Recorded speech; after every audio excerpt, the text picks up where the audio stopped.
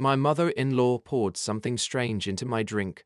When she thought I wasn't looking special cocktail for my favorite son-in-law, she said with a smile. I thanked her and discreetly switched glasses with her husband, who always criticized my career. 45 minutes later, my name is Julian Mercer, 32 years old, independent photographer based in Asheville, North Carolina. I've built my business from nothing. Weddings Wildlife magazine spreads the kind of work that pays the bills if you're good at it.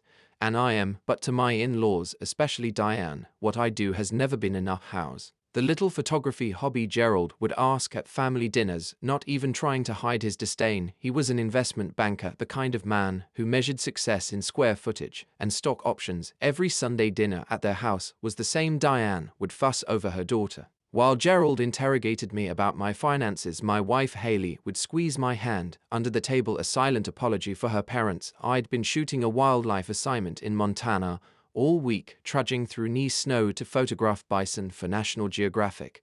I was exhausted, but Haley insisted we couldn't miss her mother's birthday dinner. Just a couple hours, she promised. I should have listened to that knot in my stomach when Diane cornered me in the kitchen, the way her eyes darted around before she handed me that drink, the slight tremor in her fingers as she said, I made it special just for you. Something wasn't right. I just didn't know how wrong it was about to get. Haley and I met 6 years ago at an art exhibition where my work was featured. She was finishing her master's in environmental science, and I was just starting to make a name for myself. We connected instantly. She understood my need to capture the world through a lens, and I admired her passion for protecting it. Her parents were another story. From our first meeting, Gerald made it clear he had expected someone different for his daughter, someone with a desk job, a retirement plan, a company car, someone exactly like him. Diane was subtler. She'd praise my photos while asking when I planned to settle into something stable. She'd invite me to family functions, then introduce me as the photographer instead of her son-in-law. For years,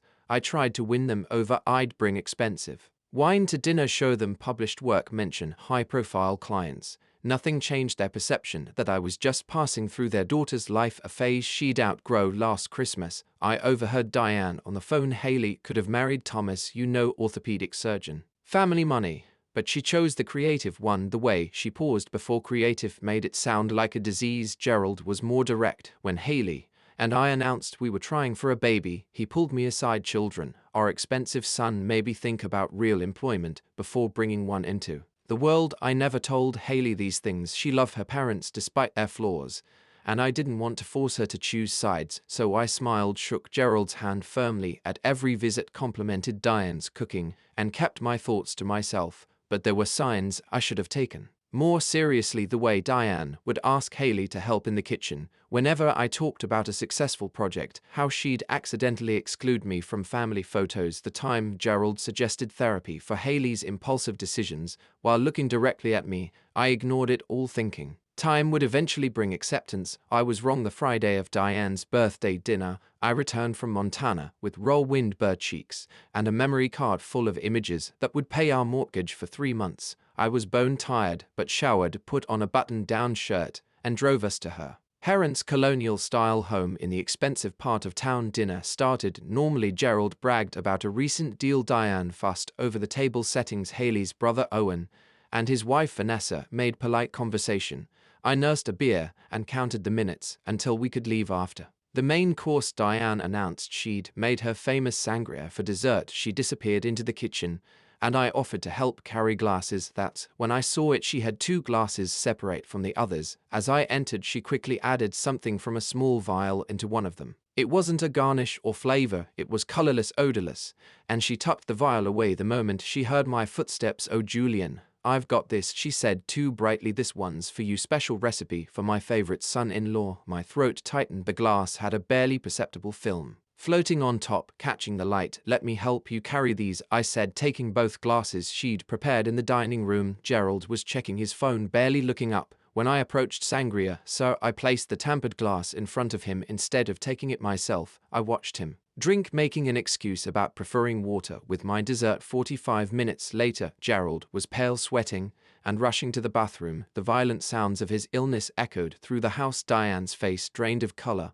when she realized what had happened. Her eyes met mine across the table, and in that moment, I knew two things with absolute certainty. My mother-in-law had tried to poison me, and she knew that I knew. I didn't react, didn't confront her, just ate my chocolate cake, while Haley rushed to check on her father. In the chaos that followed, Gerald insisting it must have been food poisoning, Diane stammering about bad shellfish, I quietly pocketed the untouched glass meant for me. Something had shifted inside me. The anger I felt wasn't hot or explosive, it was cold, deliberate. I wasn't just going to let this go, but I wasn't going to fight their way either. I was going to make them face exactly who they were. The Monday after the dinner, I took the glass to Jason, a former client who ran a toxic psychology lab. Personal or professional, he asked. When I explained what I needed, family matter, I replied. 3 days later, he called Julian. There were benzodiazepines in that drink, nothing lethal, but enough to knock someone out for hours, maybe cause some memory loss. Where did you get this? I thanked him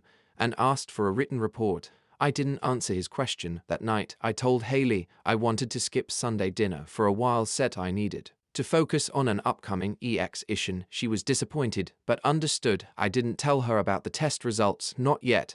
I needed more information first. Over the next 2 weeks, I did some digging. Diane had a prescription for Xanax from 3 different doctors. She'd been doubling and tripling her doses for years.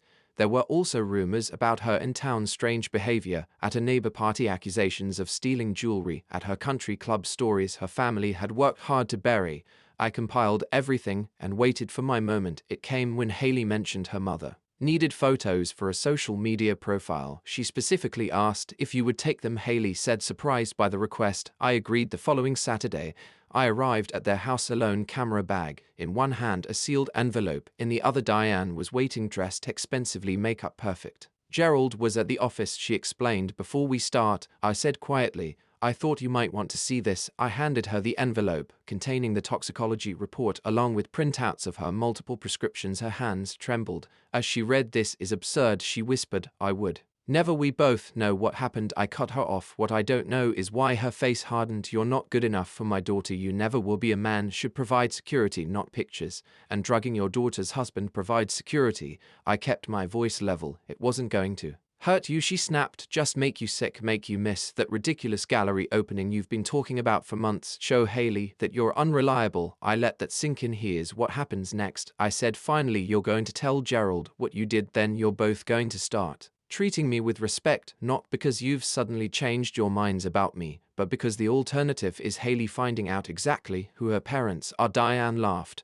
but it sounded hollow. Sheck, never believe you over us. I picked up my camera bag. Maybe not, but she'll believe the lab report and the prescription records and the neighbors you've alienated. Are you willing to bet your relationship with your daughter on that? I left without taking a single photo that night. Diane called Haley in tears, claiming I'd behaved inappropriately during our session, said I'd been hostile and threatening. When Haley confronted me, I couldn't hide the truth anymore. I showed her everything, the lab report, the prescriptions, even text messages from her mother that had become increasingly hostile over the years. My mother wouldn't do this, she kept saying, but her voice lacked conviction. The next day, she confronted her parents. I wasn't there, but when she returned home, her eyes were red from crying. My father says it's all a misunderstanding, she said quietly, that trying to drive a wedge between us because you're insecure about your career. I just nodded. I'd expected this. What do you think? I asked. She didn't answer, just crawled into bed and turned away from me. I'd pushed back,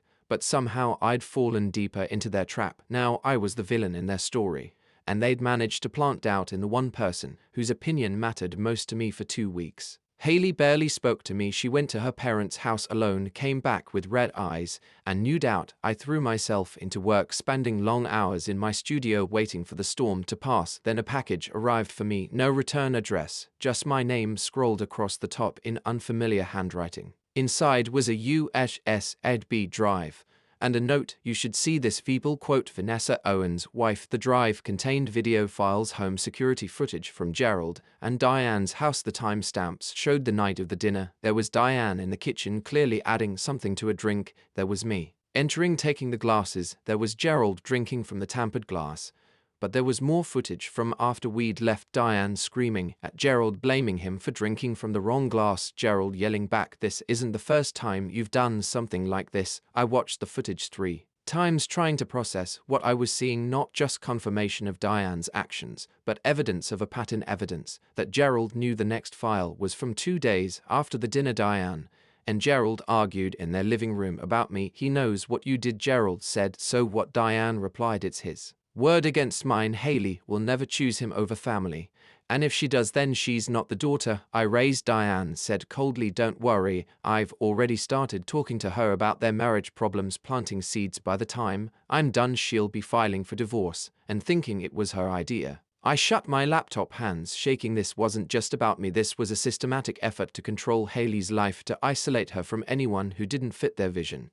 And they'd been doing it for years. I called Vanessa immediately. "Why did you send this to me?" "Because they did the same thing to me when I married Owen," she said quietly. "They tried to break us up for 2 years, said I wasn't good enough. It almost worked. Why didn't you tell us?" "Owen doesn't know," she admitted. He worships his father, believes everything he says. I've tried to tell him, but he thinks I'm paranoid. I just couldn't watch them do it to someone else." The next day, I received a text from Gerald. "We should talk man to man, no wives." I met him at his country club. He was waiting in a private room, drinking bourbon. "Julian," he began, "families are complicated. My wife, she can be difficult, protective, but she means well. Drugging someone means well." I asked. He waved his hand dismissively. "A misunderstanding. Diane takes medication for anxiety. She probably mixed up the glasses. I have the security footage." Gerald, his face changed instantly, hardening into something cold and calculating. "What do you want? Money?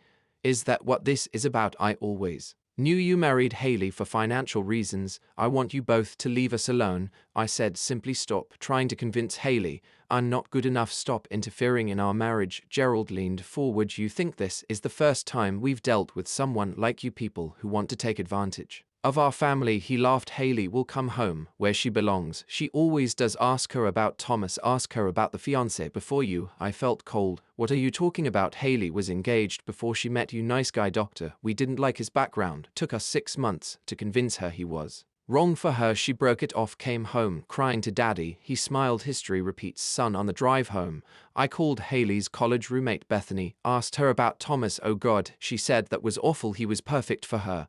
But her parents, they convinced her he was cheating." Planted evidence. He tried to tell her the truth, but by then she didn't trust him anymore. The pattern was clear. Now this wasn't just about me. It was about control, complete control over their daughter's life.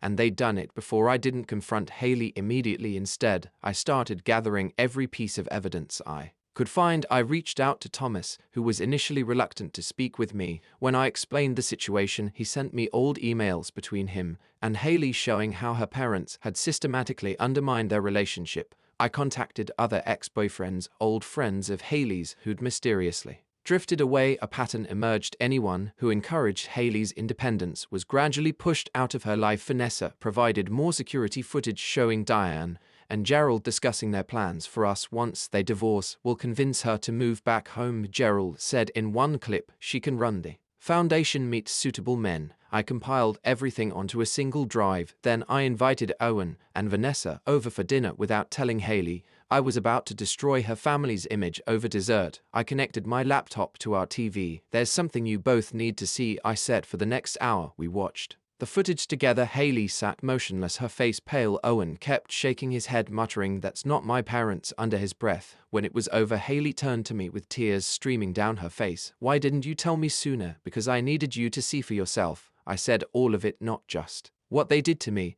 but what they've been doing to you your entire life." Owen stood up, furious. "This is lie. You've edited these videos. My parents wouldn't do this." Vanessa touched his arm. "They did it to us too." "Owen, why do you think they suddenly started liking me after we had James?" "Because a grandchild meant they had leverage." The color drained from Owen's face. "You never told me."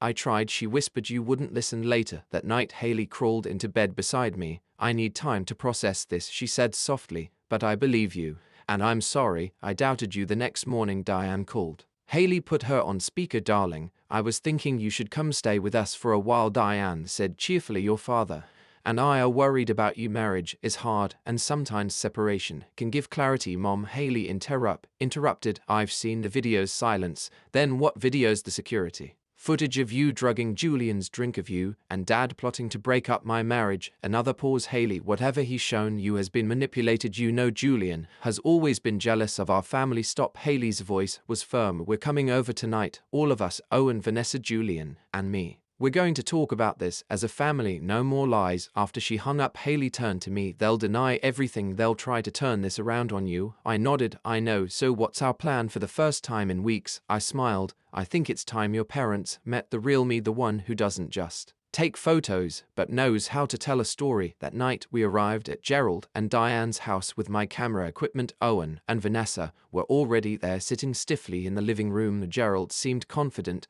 I understand there's been a misunderstanding. No misunderstanding, I interrupted, setting up my tripod. I'm documenting this conversation for the family archives. Diane objected immediately. This is private family business. Exactly, I agreed. Family business.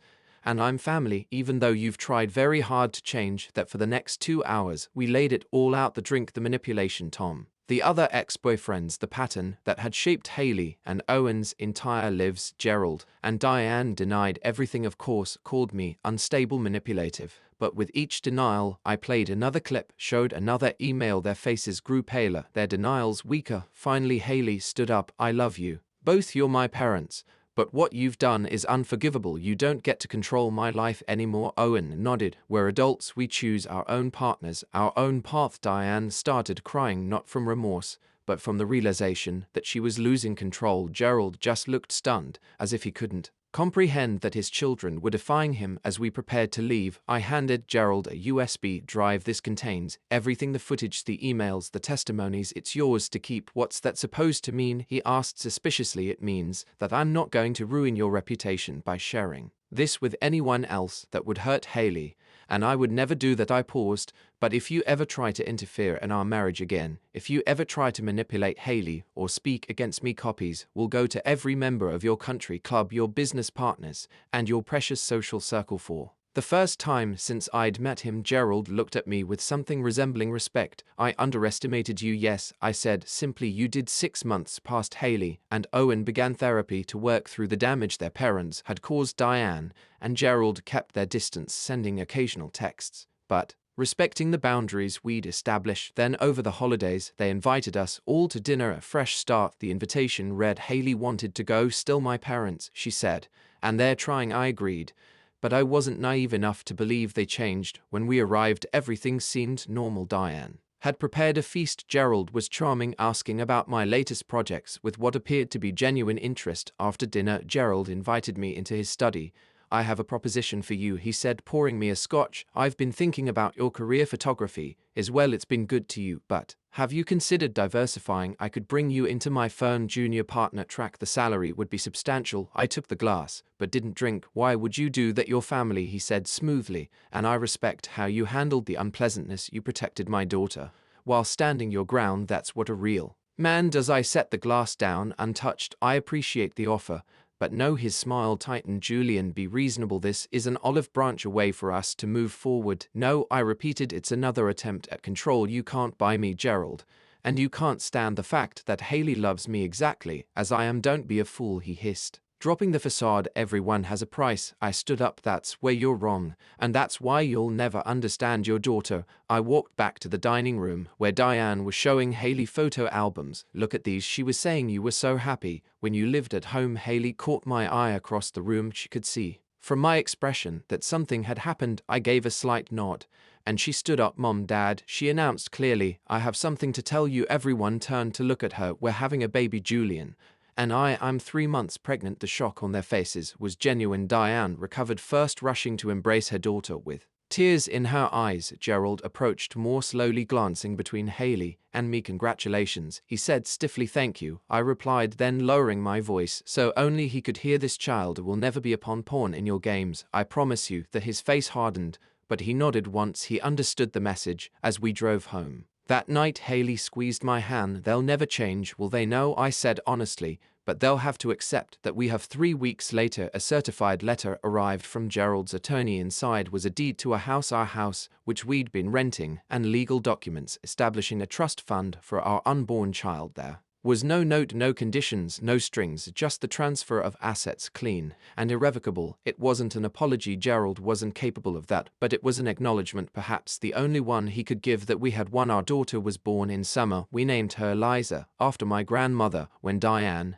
and Gerald came to the hospital, they brought gifts, but maintained a respectful distance. They CED over the baby, took photos, and left without trying to give us parenting advice or financial lectures. Months passed. Our relationship with them settled into something resembling normally. They never apologized for what they'd done, but they stopped trying to control Haley's life or undermine my career. One evening, as I was editing photos in my studio, Haley came in carrying Eliza. My mother called. She said she wants us to come for Christmas. I looked up from my computer. What do you want to do? I think we should go, she replied, but with conditions. We stay at a hotel, not their house. We leave when we want to leave. No nice time with Eliza.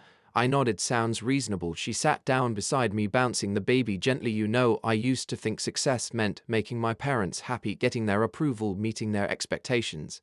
And now she looked down at our daughter, then back at me. Now I know it's about making choices I can be proud of, standing by the people I love. 2 weeks before Christmas, a large envelope arrived from Gerald. Inside was a glossy brochure for his company's annual report. My photographs were featured throughout: landscapes, portraits, architectural shots, the work I'd done on my own terms, without his interference. There was a brief note: hired the best photographer.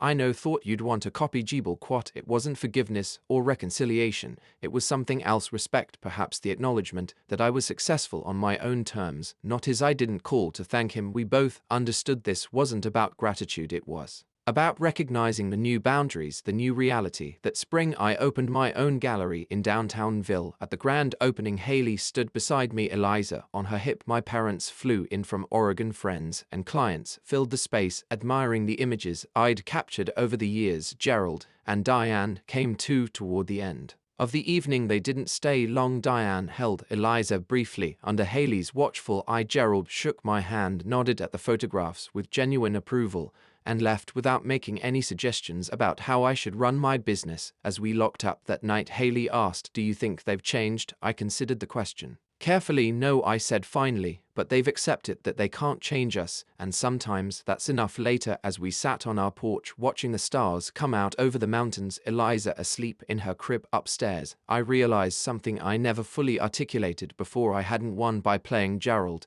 and Diane's game. I'd won by refusing to play it at all. I'd stood my ground, protected what mattered, and built my life according to my own definition of success, not with schemes or manipulation, but with honesty and quiet persistence. In the end, that was the most satisfying revenge of all, living well on my own terms with the family I loved beside me.